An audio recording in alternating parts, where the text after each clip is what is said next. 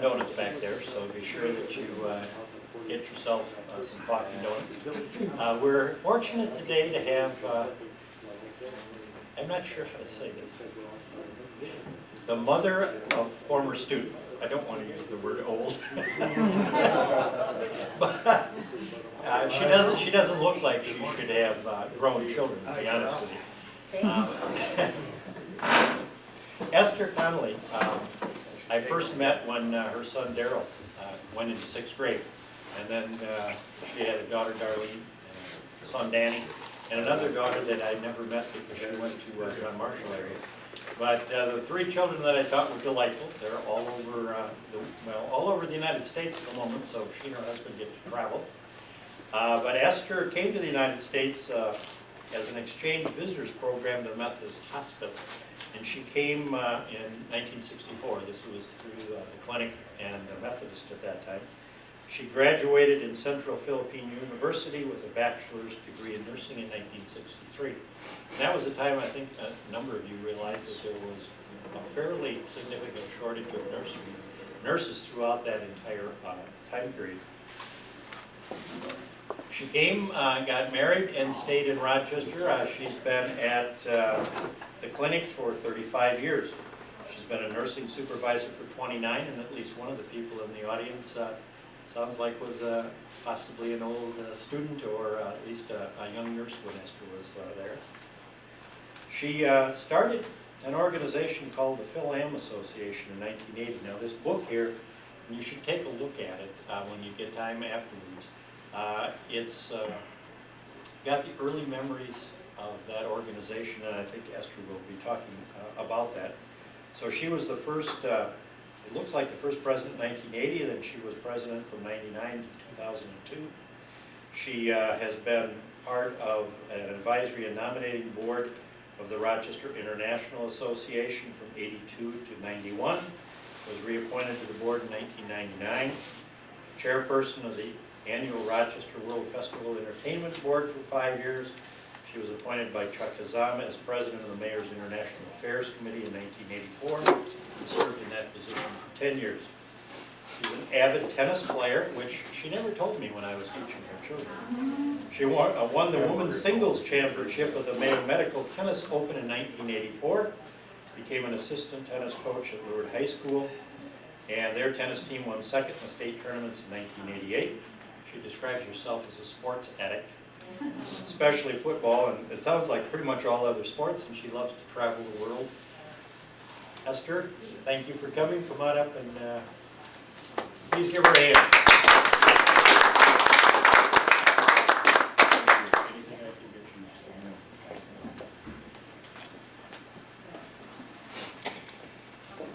Good morning, everyone. Morning. Morning. Thank you, John, for that introduction, the introduction that you read. Anyway, yeah, I knew John for quite some time, and he didn't know that I am a grandma 5 times over from the kids that he taught in grade school. Anyway, Jane Campion requested me to talk to you about the exchange visitor program that was here in the late 1950s and early 1960s. And I have to talk to you how it came about, how it went, and how it ended. But most especially, how it impacted the Rochester community in collaboration with the Mayo Clinic, St. Mary's Hospital, and the Rochester Methodist Hospital. I came to Rochester 6 years after this program had started. So I had to research on the history of this program before this presentation. I had to get to work. I consulted a few people, historians of this specific program, and I got information from the St. Mary's Archives through Sister Generals and to the help assistance of the Sister Generals and Sister Lauren. Other references are Mary Ann Hockema, who wrote up special issue on this program, and from a nursing instructor who wrote a special article in the Exchange Visitors Program of the 1960s, and the Rochester Methodist Hospital Library also. After passing the nursing board exams, I heard a rumor about this exchange program abroad. I was interested, so I met with a U.S. recruiter and interviewed. Excitingly, I passed all the requirements despite the fact that I was a fresh graduate and no clinical experience. He then showed me a list of hundreds of participating hospitals, and I picked Mayo Clinic unhesitatingly.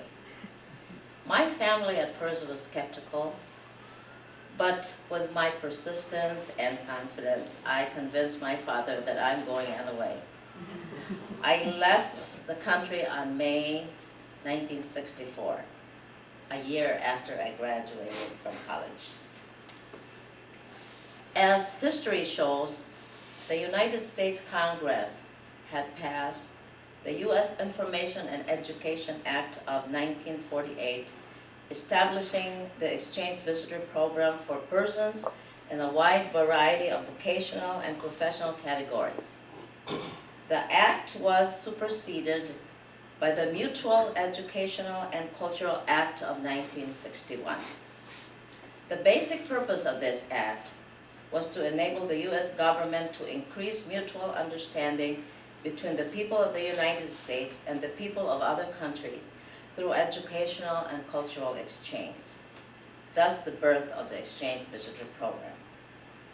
The program promoted movement of nurses between countries as an avenue for cultural exchange, but unfortunately became a recruiting mechanism for short-staffed hospitals that augmented depleted nursing staff with inexpensive foreign workers. Nevertheless, this opportunity couldn't have come a better time because a nursing shortage crisis was imminent here in the United States in the early 50s. Numerous requests were made from foreign nurses seeking nursing experience from the Mayo Clinic, St. Mary's Hospital, and Rochester Methodist Hospital, which eventually resulted in the participation of the Exchange Visitor Program. From the title Exchange Visitor Program, one would assume nurses were exchanged between countries, but that wasn't so. Initially, Mayo Clinic had allowed participants from different countries like England, Ireland, Scotland, British Isles, Japan, Australia, Yugoslavia, but primarily England and Ireland. The first trainee from England was accepted at St. Mary's Hospital in the early 1957, followed by 17 more nurses from England and Ireland. From England, Ireland, and Scotland. On the same year, Sister Mary Bride was in Washington, D.C. for a council meeting, and she met two Filipino nurses who asked her why there were no Filipino nurses here at Mayo Clinic in the program. So when she came back, she talked it over with the administrator of the Mayo Clinic, who was then Edward Welt, requesting to add the Filipino nurses to participate in this program. The Exchange Visitor Program offered educational and practical experience to foreign trained nurses under the assumption that they will gain useful knowledge and skills to bring back to their native countries. The participant was allowed to come to the United States for a maximum of 2 years training. The participant was considered trainee, but is a professional nurse in their country. The nurses were given full staff responsibilities here in these hospitals when they're here, in various medical and surgical services, physical medicine and rehabilitation, therapeutic radiology, and a formal course in hospital unit management and supervision, only for selected qualified graduate nurses in the program. Registration in Minnesota was not required, but hospitals were required to meet certain criteria while in the program. Mayo Clinic was instrumental in helping both hospitals meet the necessary requirements by offering educational opportunities through orientation programs, offering doctors, lectures, special English classes for the foreign-born, rich clinical experience, adequate supervision when needed, and an equitable stipend. On April 8, 1957, a permit from the State Department was issued for Filipino nurses to participate in the program. 8 Filipino nurses started at St. Mary's in 1958, and more came every 6 months to both St. Mary's Hospital and Methodist Hospital. From 1957 through April 1966, there were a total of 476 nurses. This number is only St. Mary's Hospital. And another few hundreds for Rochester Methodist Hospital. I did not get an accurate number for that. At this time in the late 50s and early 60s, more hospitals in the United States participated in the program. As more hospitals participated in the program and the number of nurses coming from other countries increased, it became apparent to the American Nurses Association that not all hospitals were maintaining the requirements of the program. So guidelines were then established by the American Nurses Association, and explicit information as to the program content given to participating hospitals. After a few years passed, more problems surfaced. Some nurses were completing their 2-year contract in the United States. Therefore, nurses were required to go home to their country. Another option was to exit to Canada for 2 years, then apply for immigrant visa back to the United States. But immigration laws were more stringent that this practice was discontinued, and nurses were required then to return to their country. Some used every opportunity and means of waiving their visas through private sponsorships or getting married to an American citizen. Which I did. Adjustment problems existed. Some became frustrated because of the responsibility limitations. That was mostly the European nurses, because they were already well trained back home with excellent experience. Some of the dissatisfaction stemmed from the fact that the city of Rochester was not what they had anticipated. They did not anticipate a small city, rural community, lack of social life, distance from larger cities. I was not one of those who verbally, vehemently complained, but there was one incident upon my arrival when just before my plane landed in Rochester, the pilot said, he announced and said, "We will be landing in few minutes." So I looked out the window and I said, "Where?" So all I see is vast farmland and few houses. So I said, "Bring me back to Manila." But that was not the only time, that was the only time I said negative about the city. After all, the only reason why I chose to come to Rochester was because of the world-famous Mayo Clinic. Unfortunately, because of these reasons, some chose to leave the program and some transferred to larger cities. The number of nurses coming from Europe decreased and eventually terminated their program. But many more nurses coming from other countries, especially from the Philippines, had greatly increased and became overwhelming to the personnel department of both hospitals to take responsibility for their travel arrangements and their expenses. So several agencies offered to assist both the hospitals and the applicants in coming to the United States.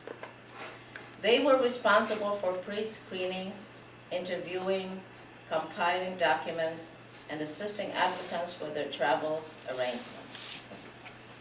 While this created less work for the hospitals, it proved to be generating revenue for the travel agencies, thereby sacrificing quality for quantity.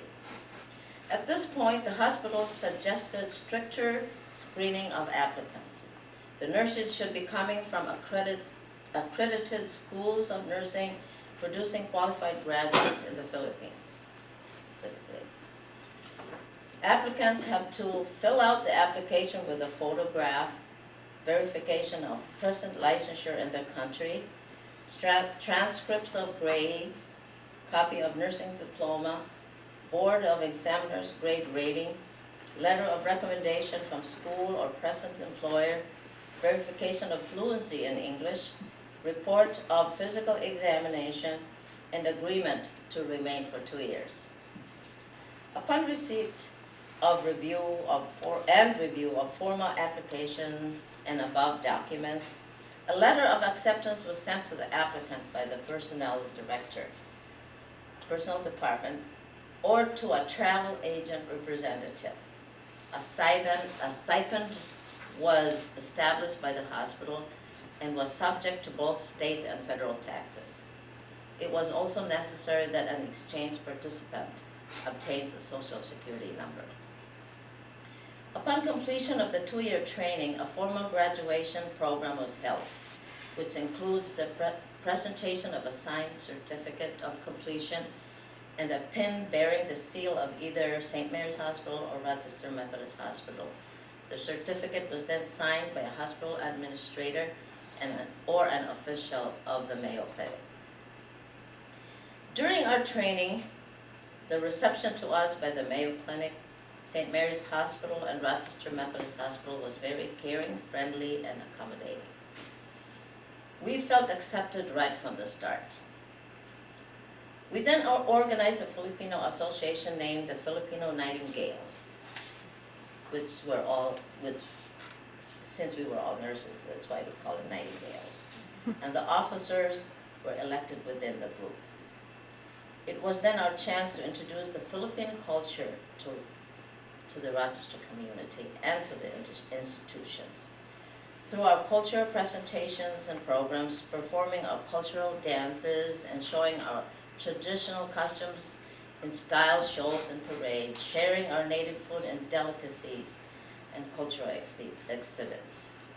We sponsored a cultural show every year called Fiesta Sanayan, means the celebration of a country, which was free admission and the whole town was invited. The merchants downtown helped us advertise the event, and the Post Bulletin published it. In 1988, one of the Filipino exchange nurses participated in the Rochester pageant contest and won. Her name was Josephine Javier, but consequently the immigration officials questioned her citizenship status as not being a U.S. citizen representing the United States, which led to her disqualification to further represent the United States. But however, was allowed to keep her crown as Miss Rochester for that whole year. The runner-up then represented the Miss Minnesota pageant contest that year.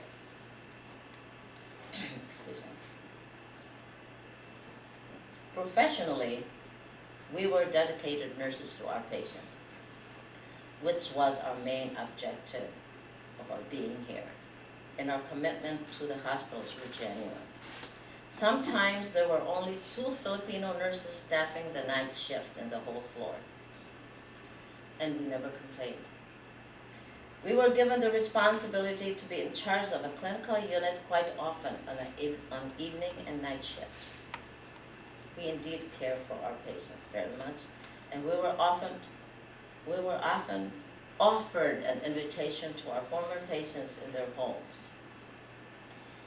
Mayo Clinic, in collaboration with St. Mary's Hospital and Rochester Methodist Hospital, had given us this rare but golden opportunity to learn how to give the best patient care performance a nurse can offer to a patient. Despite our meager salary compensation, we were obviously contented. You will never believe this, but our annual salary was $8,568. But with a non-contributory medical and surgical insurance and hospitalization, sick leave pay, 2-week paid vacation, and 7 paid holidays a year. I may never know how I made it paying for our board and lodging with this meager salary, but surprisingly, we were always happy and contented. People here were genuinely nice, considerate, understanding, and accommodating to us. We were assigned to foster homes, so we have surrogate parents away from home. Not only did the foster parent program provide a cultural exchange, it helped eliminate some of the loneliness many of the trainees experienced. The selected foster parents were wonderful people, and they opened up their homes for us. In 1972, martial law was declared in the Philippines, which curtailed travel out of the country. Fewer applicants came because of the existing problems in the country. It was then apparent that the future of the exchange visitor program was questionable. On October 1, 1974, a decision was reached to discontinue the exchange visitor program.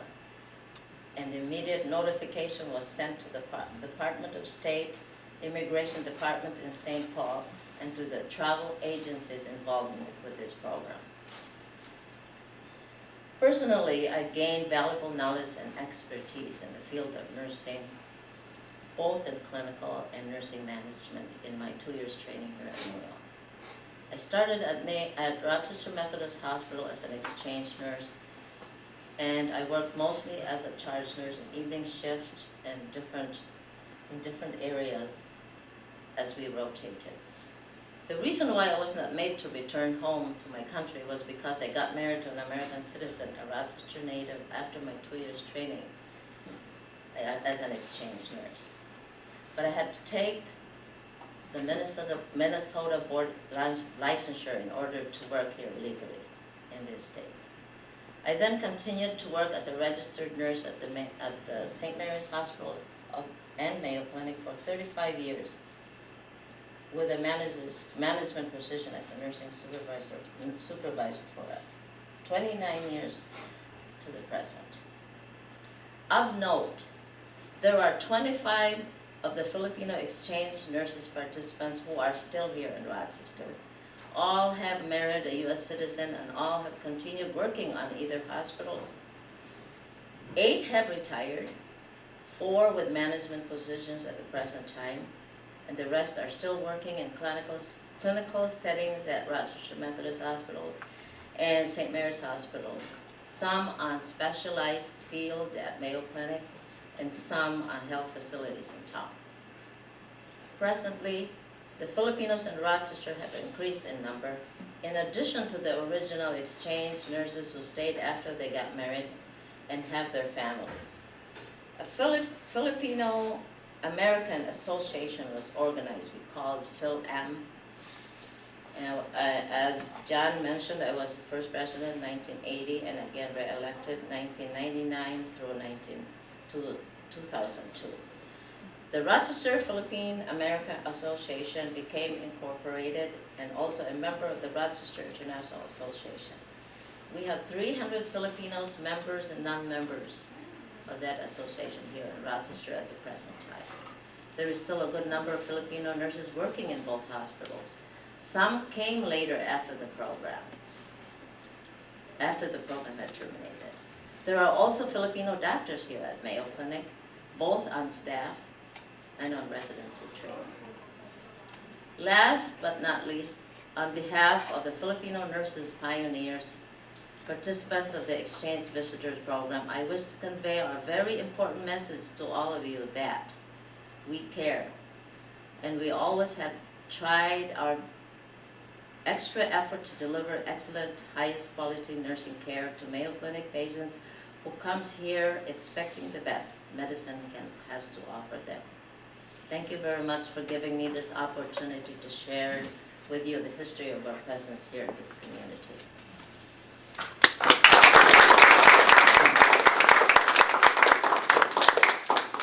Do you have any questions of Esther? Uh-oh. Uh-oh. You're not going to get off that easy. Okay. I hope I can answer. Maybe I missed it in your presentation, but how many came from the Philippines in total? In total, the 475, those are Filipinos, the one I Thank you. mentioned, the number I mentioned. Thank you. Those are only Filipinos. Right. But I did not have the number of all the others, like the... No, I'm just wondering the Yeah. Philippines. No, And you no, said about no, what no, about- just a minute, let me. The number that I quoted was from 1958 to 66, but after that there were some more. So at one point in time, there were 500 Filipinos in 1 year in one hospital. But I don't know That what was at year Methodist. that was. No, it's St. Mary's. St. Mary's. Methodist is only, the most they had there 200. Do you have a sense of how many actually went back to the Philippines? Philippines? No, Because you mentioned some of the ladies went Stayed. from here to Canada and then Yes. came back. I don't even know how many. But there were also some of the ladies that found employment in Israel and New York and You are right. and Detroit and everything. I just wondered how many of those. I don't know how many, but some of them keeps on coming to Mayo to visit the Mayo Clinic, and they're all over the United States. There's still our former exchange nurses who started here are all over the United States, California. They have some contact with me too, some of them, some. We were foster parents for Were you? three of them. Bless your We still heart. hear from them, but they're all. Can I ask who your kids were? Who you, Annie? Annie, I can't pronounce their last names, and Sully and Thelma. Sully and Thelma. Sully is What in year? California, about the early 70s. oh, okay, I was then their advisor. Oh, okay. Mhm. Are we still here? Because I was done with the exchange. Annie went back to the Philippines. They did, yeah, they had to She go did. back and then they come. Well, she stayed, but she's trying to get back. She's been trying to get back for a long time. But Sully is in California and Thelma's in New York. Are they still contacting you? Mhm. Yeah. If you have a chance, you can ask them if they know me and invite them to come back over, because I am trying to, they are asking me to have a reunion for, Oh, that'd to be wonderful. coordinate that kind of, it's overwhelming, it's too many. Our children were elementary school age at about that time, early high school. And they brought a lot of their culture into our home. They were so Did you like that? delightful. Oh, gosh, they We were so still- happy all the time. I know, I don't know why. Yeah. We actually were involved in their weddings. Yeah. Oh, how nice. May I ask your last name? Your last name? Sarchik. Acharya. I think I heard, yeah, I know you. Good. Yeah, you look familiar. Yeah, Well, you said you had to have a social security number. yes, I'm just curious, but you were not a citizen. I know, we're not So, citizens. That's a privilege that they gave us oh, I for see. working here in New York, because we had to pay taxes, see? And when we do, we have to have that social security number. I didn't Does realize. that make sense? Oh, everybody who works, citizens or no citizens, gets a social Has to, security. oh, yeah, Thank if you. you work, yeah, you're right. Mhm. That's why it was easier for them to come back, because of that, yeah. But they had to go out of the country. I suppose didn't.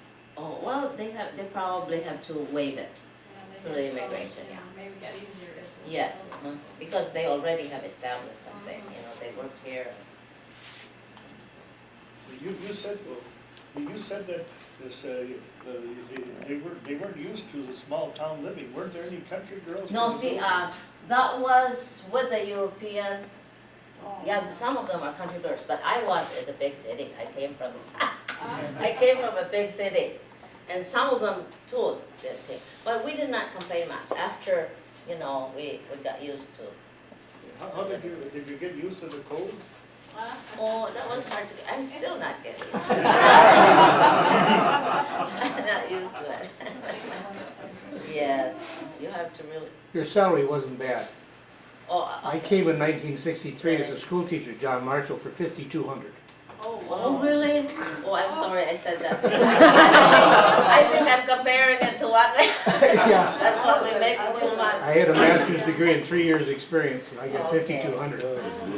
Yeah, in '46, I was head nurse at the Wall, and I made $2,000, $2,028 a year. Oh, no, wait, it's more than you. I made $169. Fellow, 125 a month, fellow. Such an extravagant setup. I'm sorry, no wonder you made a face. You get a real quick. Strike that out in the record. What do you do there? I was head nurse at the Wall Hospital. What floor? Well, First Esther, round thank of you. operating. Here, you can, What is your name?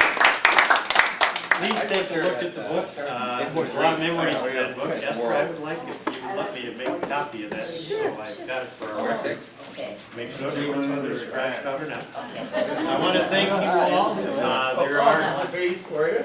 There are coffee and donuts. Next month, we have Gene Graham and she is going to speak about a book that she wrote called Minnesota Memories.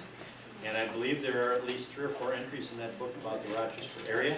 And that is on Wednesday, November 12th out here, so please feel free to come and enjoy yourselves and have some coffee donuts. Alan, you want to make a pitch for... There's a great new book that came out about Rochester about a week and a half ago, written by a fellow named Ted, same name. Barb has copies, but it's got tons of old photos from the History Center and lots of research as far as what you're looking at in the photo. I'd highly recommend this if you're interested. What's the name of it? Images of America, Rochester, Minnesota. And Barb has copies. I think there's some at Barnes & Noble as well, but Barb would be happy to sell you one. Feel free to buy them here. Please enjoy talking, stop by, talk to Esther, share some memories, and again, thank you for coming. Thank you, John. John, is this Minnesota